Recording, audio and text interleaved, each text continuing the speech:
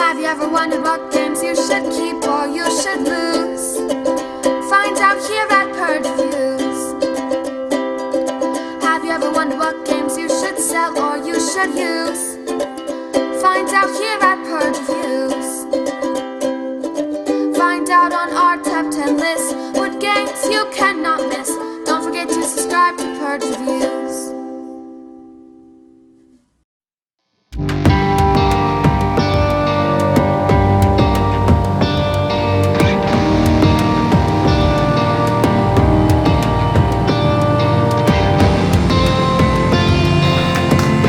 Take a look at Shark.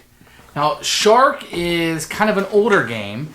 It's one that was produced, this one probably was back in the early 90s, I guess. What you have is a game that's only good for people 12 to 99. Sorry for all of you that are watching this over 100. You're not invited to the game. And it does play 2 to 6. What we have here is kind of a stock market game. Plays a lot like Acquire, but maybe with more teeth to it.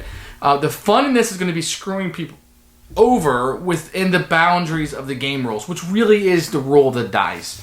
All you're doing on this is buying and selling stock, trying to maximize your price for that stock. Then you'll be rolling the dice to place things out, and hopefully combining and screwing people over by your placement of the different companies, I guess, that's represented here.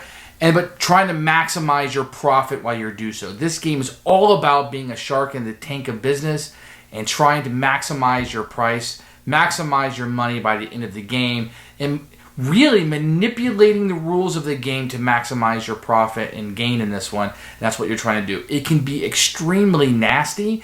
It can be one of those games that you just want to screw people over. But what's fun in this one is it's not a random card that's going to screw somebody over like in a Munchkin game. Here, it's going to be through some random roll of the dice, but planning out what you want to do. Because to screw somebody over, you can't have the same stock because you'll just be hurting yourself also. So you have to kind of decide where you're going to go, and hopefully that plan will come to fruition. Let's take a look at the game, and then we can decide if it's something for you or not. So there's a lot of different variants of Shark on the different ones. I have the Big Turtle Games one, so that's what I'm going to explain to you. But generally speaking, the game is the same. What you have is 6 quadrants up here. We're going to be placing, and in this one, the components are pretty shoddy for today's thing. They're going to have these little tiddlywink thing, do-bobbers. So you'll be placing these up here per the rules of the game. And you're going to be buying these stocks, and I guess these are fine little cards. They're good quality, have 1s and there's some 5s in it. And you'll be earning money through the use of paper money, which I'm not a fan of. This is probably the cheapest paper money that money can buy. So what you're going to do on a turn, you're going to have stock prices over here of each of these. And what you're going to be doing on a turn is fairly simple. You can buy maximum of 5 shares on a turn and sell. So at the beginning of your turn, you can do that. Remember, only 5 an entire turn. So before you play, you can buy, and then after you play.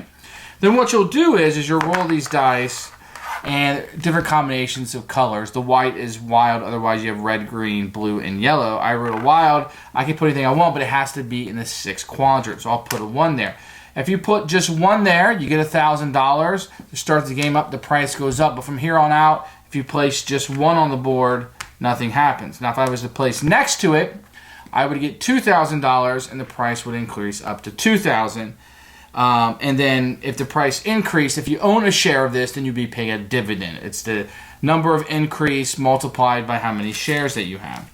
But where the game becomes interesting is when you start combining. So at this point, I have a 3 and a 2. The stock price would be 5. What I'd want to do is I want to kind of combine these in. And that way the stock price would go up quicker, and I would have a stock price of 6. So the influence of this would become quite a bit larger. And you want to be able to mix these in better. The other rule is that if there's a company here, let's say, with only 2, and I have a company here with 3, if I place this here, these would actually come off the board, and the prices of this would fall by how many of these I take off the board, down to the highest price that would be on the board now. And what's that going to do is, if you own a share, now you have to pay the money by tanking this, by purposely tanking blue, because maybe I don't have the shares, I've decreased the value of blue, but in addition, I've forced anybody who has blue stock to have to pay money. And that's where the game's going to get pretty rough. So then once I get to the end of my turn, I can buy and sell stock.